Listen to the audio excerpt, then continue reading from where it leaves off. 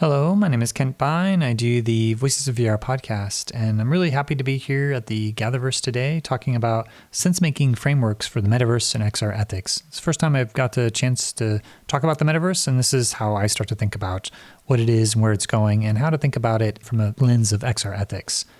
So I'm going to be talking about a number of different things today, including a survey of the metaverse landscape, looking at the value of pluralism, looking at the experience economy and experiential design. Virtual reality is something that is the ground for me for how I start to think about the future of the metaverse.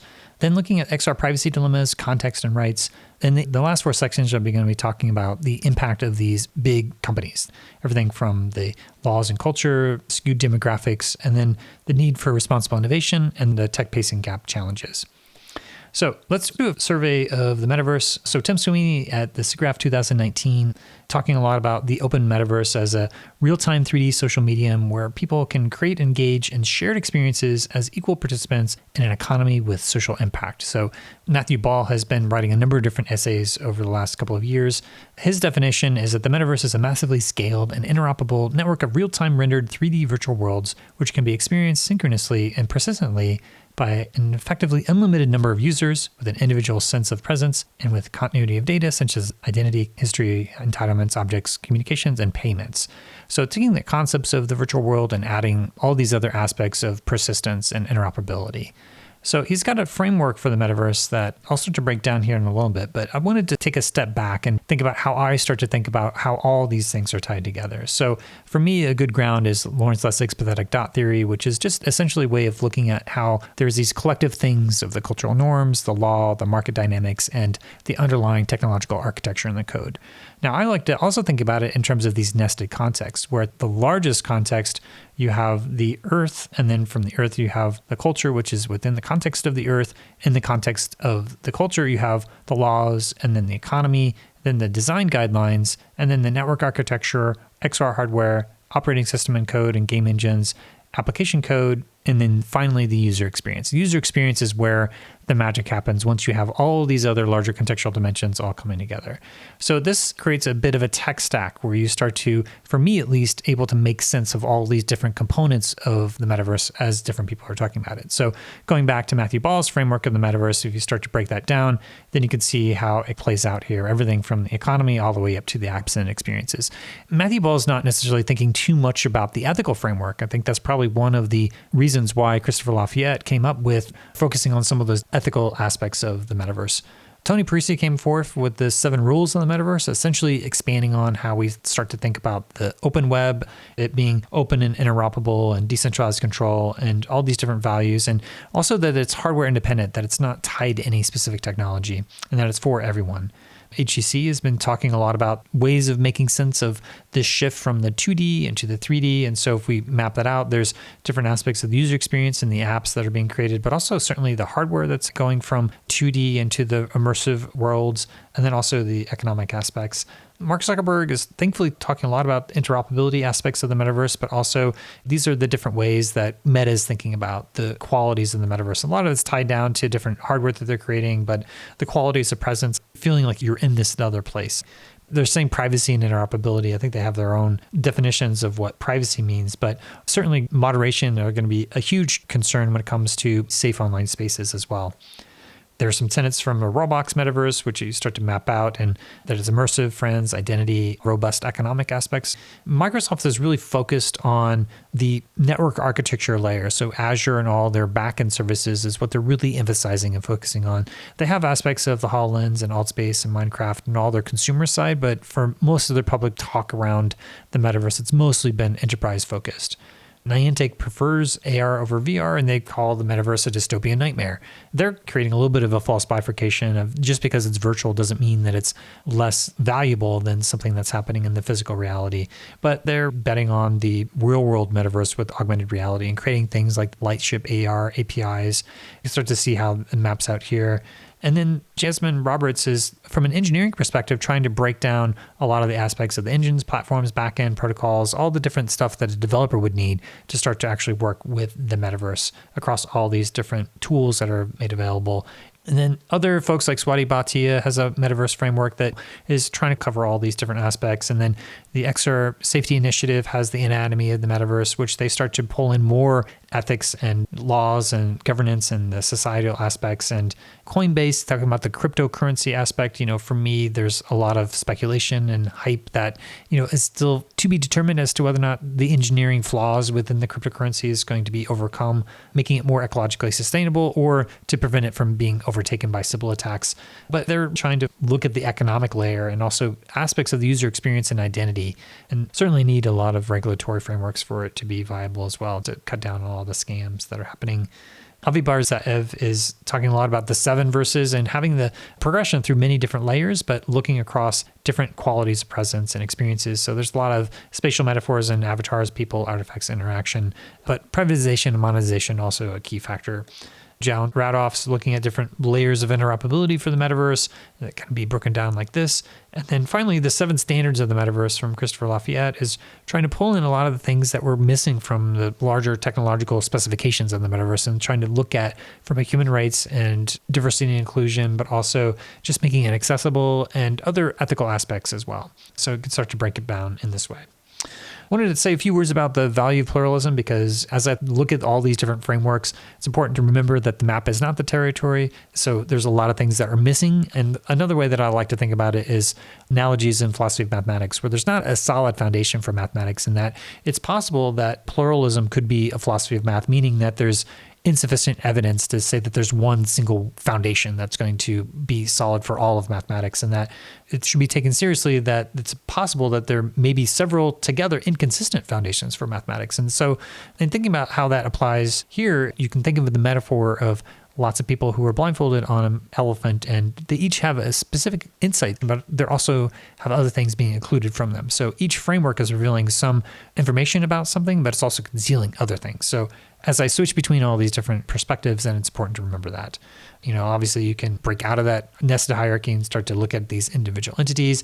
You can look at the phenomenological aspects of the context, quality, character, and story of an experience, and then the intersectional axes of privilege, domination, and oppression across groups that are oppressed or not oppressed, and looking at it through those lenses, which can reveal a lot of information that's being missed from any other perspective.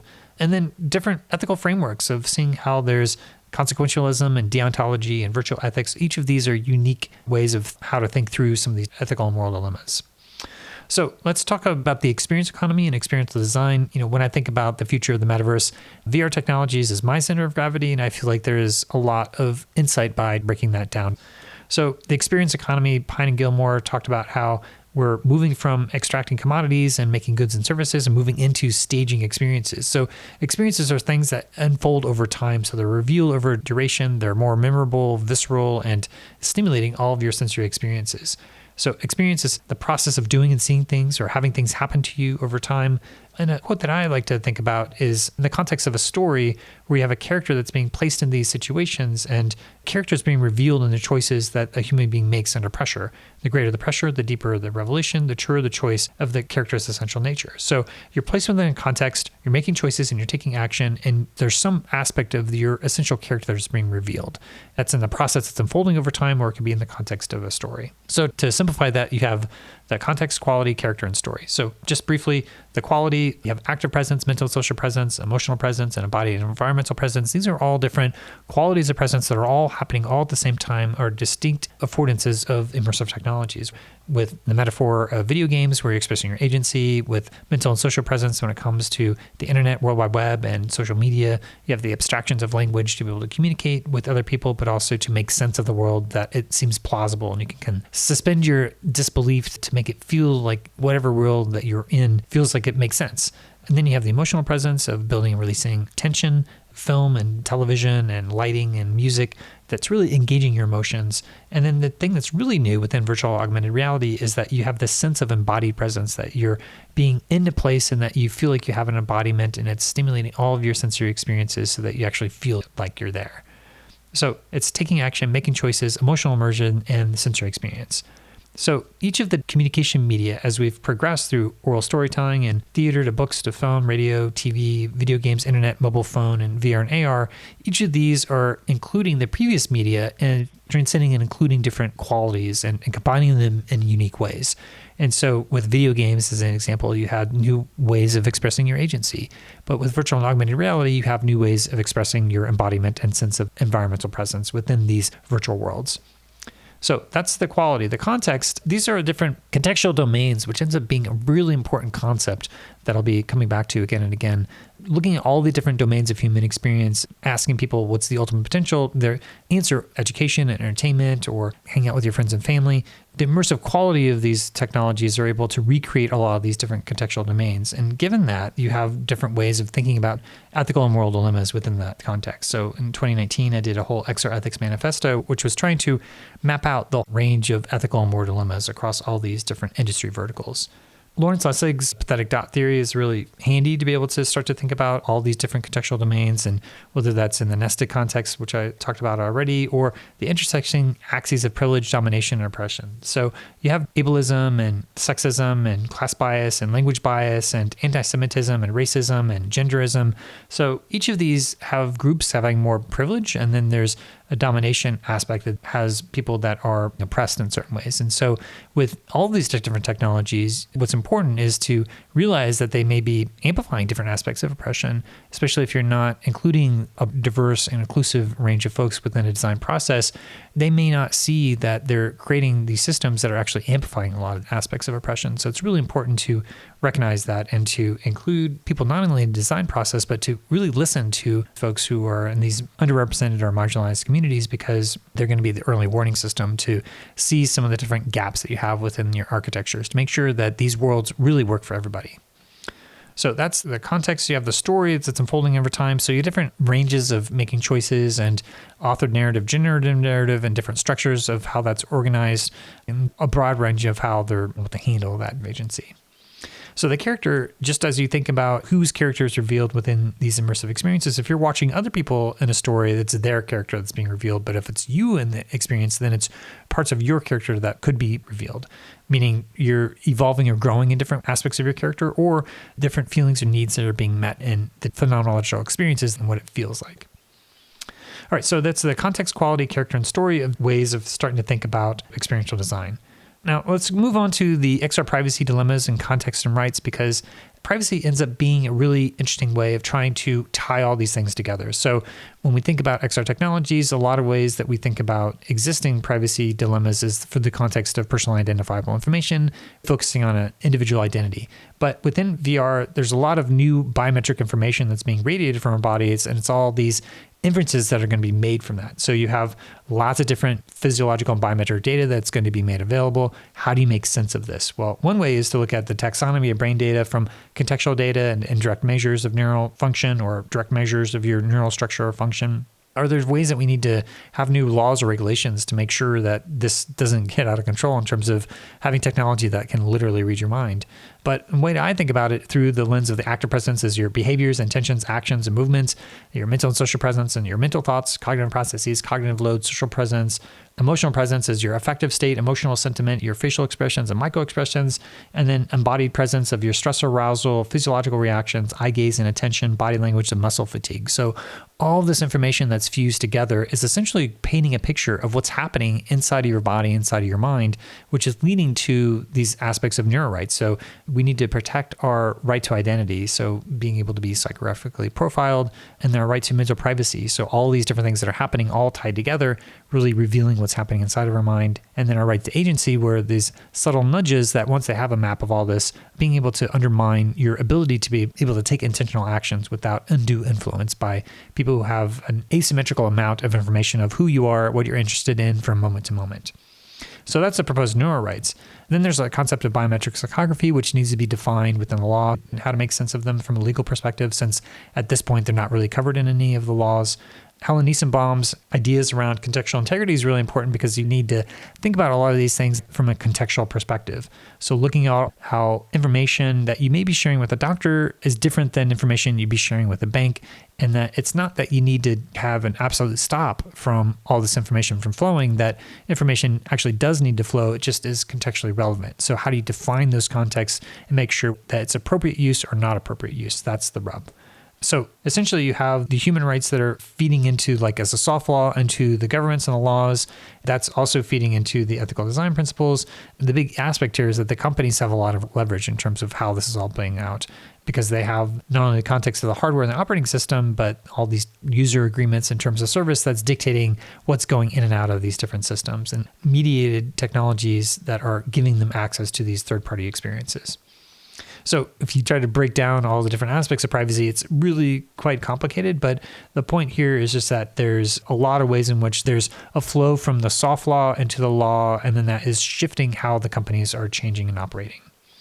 But you can also look at privacy has a libertarian approach where privacy is a property right to be bought, sold, or traded, or contextual integrity is really looking at privacy as an appropriate flows of information that's meeting contextual norms, or a paternalistic approach is looking at privacy as human right that needs to be protected by the state.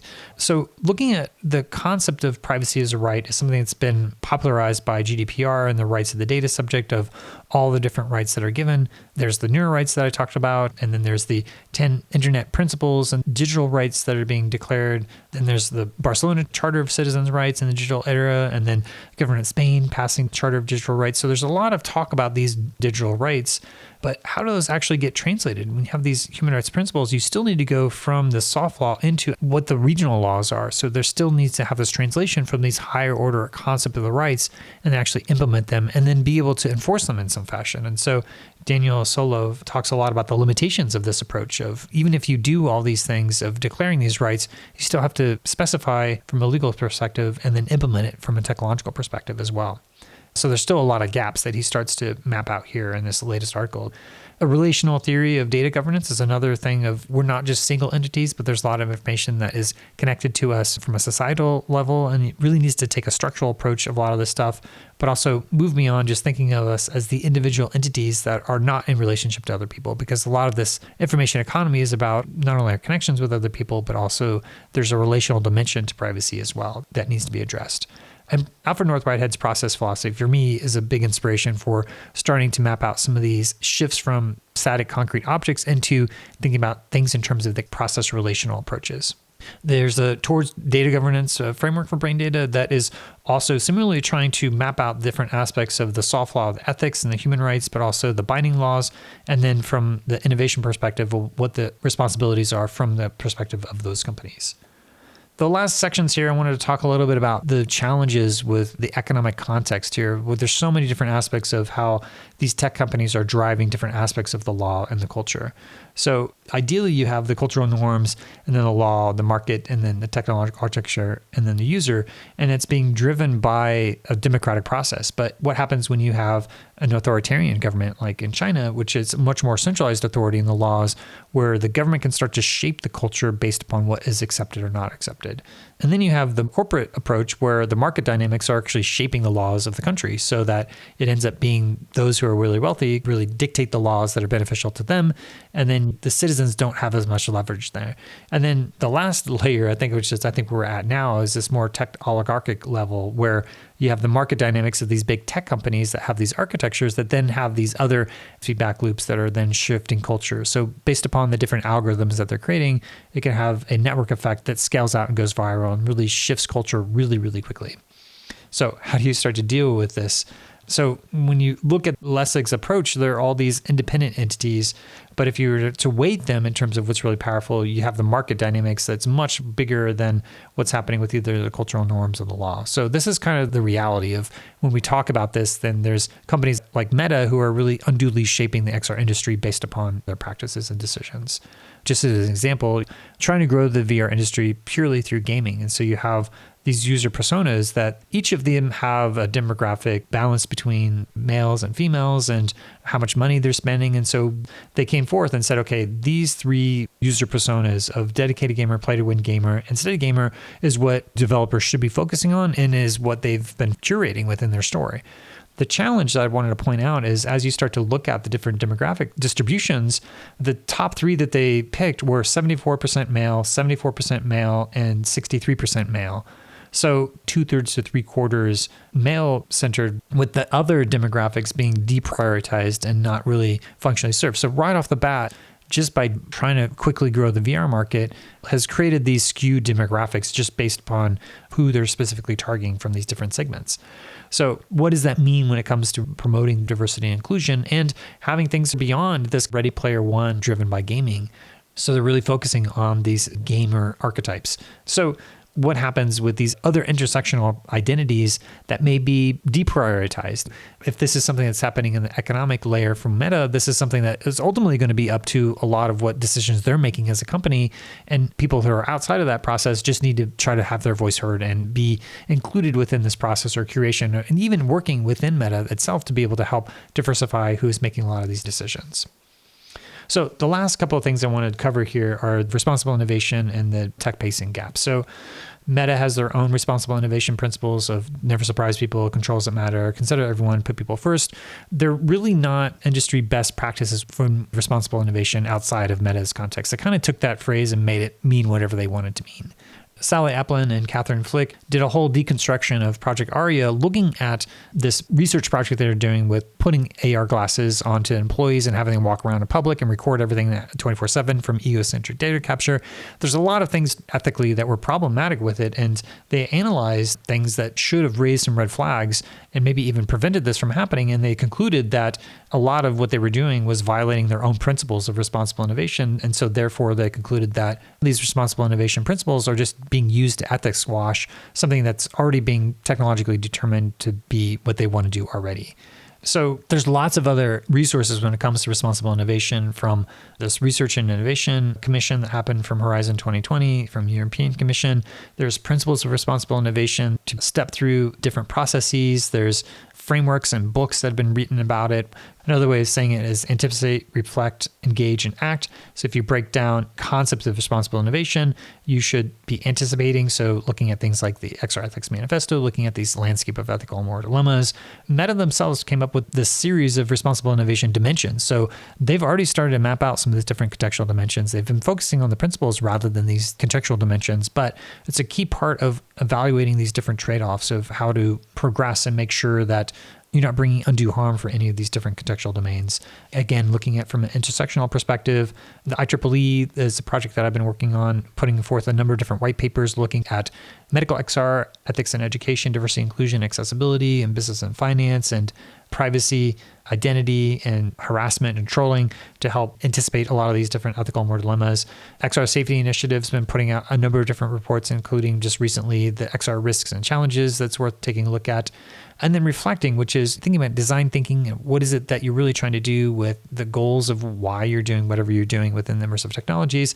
And then there's different aspects of engagement from a range from at the lowest level, non-participation and tokenism, at the highest level, citizen power. And so being able to engage with people beyond those lower rungs of non-participation, or just doing it to check off a checkbox, but to not really listen or not give any agency or power over the stakeholders who are the users or citizens. And I think as we move into responsible innovation, the goal is to start to be moving more and more up this ladder, where most of what we've been seeing is at the lower levels of tokenism or non-participation. And finally, stage gating innovation is trying to look at when we start to release different technologies out into the world, that it should go through these different phases. And if there's going to be a lot of issues, there should be a big giant red button that says, stop, don't deliver this. And so a lot of what Applin and Flick's critiques around Meta have been that there seem to be technologically determined, already inevitably happening. So whatever the responsible innovation frameworks that they have no agency to be able to stop something from being delivered. And that should be a fundamental aspect of what responsible innovation as a framework should be able to do. So the last thing I just wanted to point out is that there's a lot of different aspects of the calling ridge dilemma, which is that very early of technology phase, there's this high degree of control, but then you still don't know what the challenges are going to be. Then it gets adopted, and then it's almost too late because it becomes so enmeshed into society. So you have the harmful social consequences of a fully developed technology can't be fully predicted to sufficient confidence to justify the imposition of controls. You don't want to regulate too early, as the saying goes. And then if you wait too long, then by the time it's sufficiently well developed and diffused for its unwanted social consequences to become apparent, then it's no longer easily controlled. And then it becomes too expensive. So it's basically too late. So this dialectic of the calling ridge dilemma, that in the end means that things never end up getting regulated because you don't want to do too early. And then all of a sudden it becomes too late because it's diffused and too difficult to pull back once it's into the hands of users and it changes the behavior. And then there's the technology pacing gap, which is that the technology is developing so quickly that it's way above and beyond what the legal frameworks are able to even keep up with. And so at the end, you have this growing gap between the pace of technology and the laws increasingly outdated in an effective legal structure to be able to regulate these emerging technologies. So the existing regulatory systems and ethical frameworks are inadequate to provide an effective, meaningful, and timely oversight of the current and future generations of emerging technologies. And in contrast, our traditional government oversight systems are mired in stagnation, ossification, and bureaucratic inertia, and seriously increasing and lagging behind the new technologies accelerating into the future. So this is an increasing problem as we move forward in overcoming the calling ridge dilemma as well as this technology pacing gap to see what are some of the issues like privacy that need to be addressed maybe preventively before we sleepwalking into dystopia. So that's just some ways that I start to think about some of the different aspects of we're really dealing with a lot of self-regulated XR ethics where the market is really dictating things, and that it's going to take us figuring out what some of those ethical design principles are going to be as we start to move forward with the technology. And that's just an overview of lots of different things, talking about this landscape and some of these different dilemmas. And hopefully that helped you to understand a little bit more of both the frameworks of the metaverse, but also some of the different challenges as we move forward. So again, my name's Kent Bai, and thanks for listening.